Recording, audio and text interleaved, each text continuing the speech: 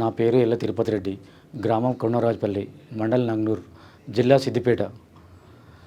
నా నా తాత సంపాదించిన సొంత భూమిలో సర్వే నెంబర్ 70లో 3 సంవత్సరాల నుంచి వెళ్ళి ఎంఆర్ఓకి ఇచ్చిన, ఆర్డీఓకి ఇచ్చిన, కలెక్టర్కి ఇచ్చిన, చివరకు రెవెన్యూ మినిస్టర్కి కూడా ఇచ్చినా కూడా వాళ్ళు పోలీస్ స్టేషన్ కంప్లైంట్ ఇచ్చినా కూడా పోలీసు నిర్లక్ష్యం వల్ల వాళ్ళు వచ్చి బౌండరీ చేసి ఇది చేసినా కూడా సిఐ గారు 3 సార్లు వచ్చిండు, 2 ఎస్ఐలు మారారు, సిఐ గారు 3 సార్లు వచ్చి కూడా మరి మీకు రికార్డు లేదు, రికార్డు లేకుండా ఎందుకు కబ్జా చేశారని కూడా వాళ్ళని అడగలేదు.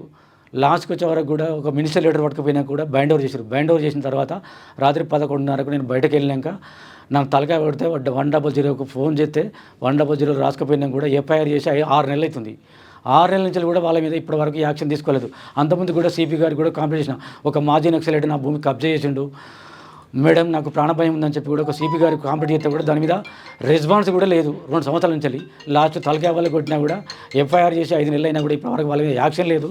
ఇది నా సొంత భూమి, వాళ్ళకి రికార్డు లేకున్నా కూడా పోలీసు బృందం వాళ్ళకు సహకరిస్తుంది కాబట్టి జిల్లాలో పోలీసు నిర్లక్ష్యం వల్ల కూడా ఈ ప్రాణాలు పోయే పరిస్థితి తీసుకొస్తారు. కాబట్టి ఒక మానవ దృక్పథంతో కూడా రైతాంగం మీద దృష్టి పెట్టి పోలీసు వ్యవస్థ మొత్తం ఇట్లా దుర్మార్గం వ్యవస్థలో చేస్తారు. కాబట్టి సిఐ గారు, ఎస్ఐ గారు, ఏసీపీ గారు ఇవి ఎవరికి కాంప్లైంట్ చేసినా కూడా దాని మీద ఇప్పటి వరకు ఏ యాక్షన్ తీసుకోలేదు.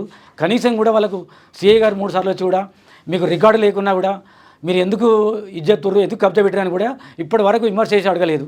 ఎఫ్ఐఆర్ చేసి కూడా దాని మీద యాక్షన్ తీసుకుంటారు. కాబట్టి పోలీసు ఒక నిర్లక్ష్యం వల్ల కూడా రేపు రైతుల ప్రాణం పోయే పరిస్థితి ఉంది. కాబట్టి రెవెన్యూ డిపార్ట్మెంట్ కూడా కలెక్టర్కు ప్రజావాణులు ఇచ్చినా కూడా, సీఎంకు కూడా ప్రజావాణులు ఇచ్చినా కూడా దాని మీద కూడా యాక్షన్ ఇప్పటివరకు ఏం లేదు. కాబట్టి ప్రభుత్వం స్పందించి అమాయక ప్రజలను, రైతులను ఈ పోలీసు వ్యవస్థ మొత్తం బస్సు పట్టింది. కాబట్టి దీని మీద యాక్షన్ తీసుకోవాలని చెప్పి ప్రభుత్వాన్ని డిమాండ్ చేస్తున్నాం.